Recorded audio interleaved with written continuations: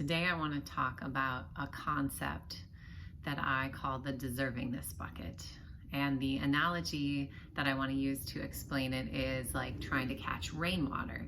So if you put out a bucket while it's raining, then you're going to catch however much rain your bucket is big, right?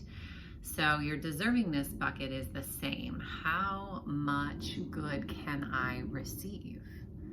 And I like this idea because I had never thought of my deservingness in terms of a quantity, something that was measurable before. And it's not exactly measurable, but it helps give a visual and a somatic cue for how much can I really receive. And this is what I think is true about the universe, that we really are receiving the rain of all these good opportunities and gifts in our life, but we're only able to receive so much of them. And it's our job in our growth work to expand our deservingness bucket. The wider it goes, the bigger it goes, the more able you are to receive the good things that are already there for you. A thoughtful question that I have for you to reflect on today and over the weekend until our next live call is, how big is my deservingness bucket?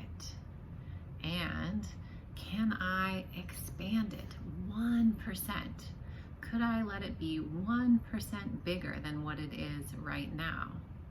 And like all reflection questions, if the idea of expanding it kind of send your mind down a rabbit hole, follow that and be aware of where it goes.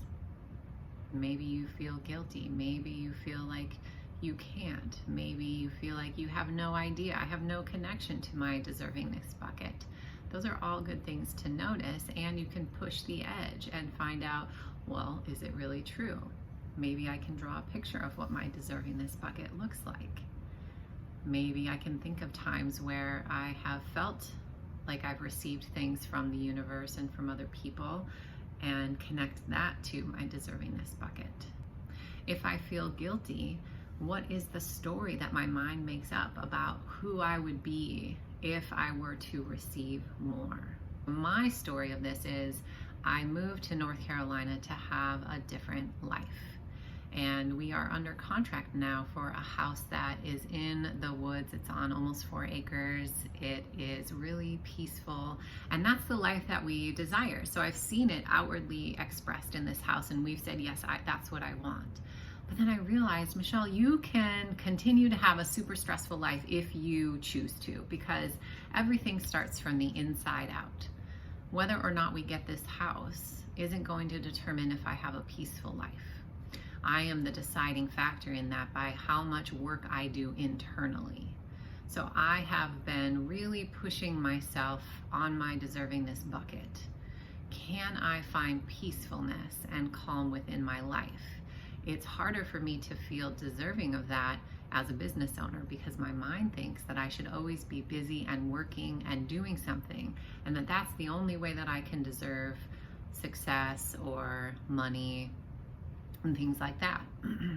So I get to push that growth edge and really see if that mind story is true or if it's really just something keeping me from having more of what I desire in my life. So that's our deepening thought for the weekend. Deservingness bucket, what's really possible, working it from the inside out.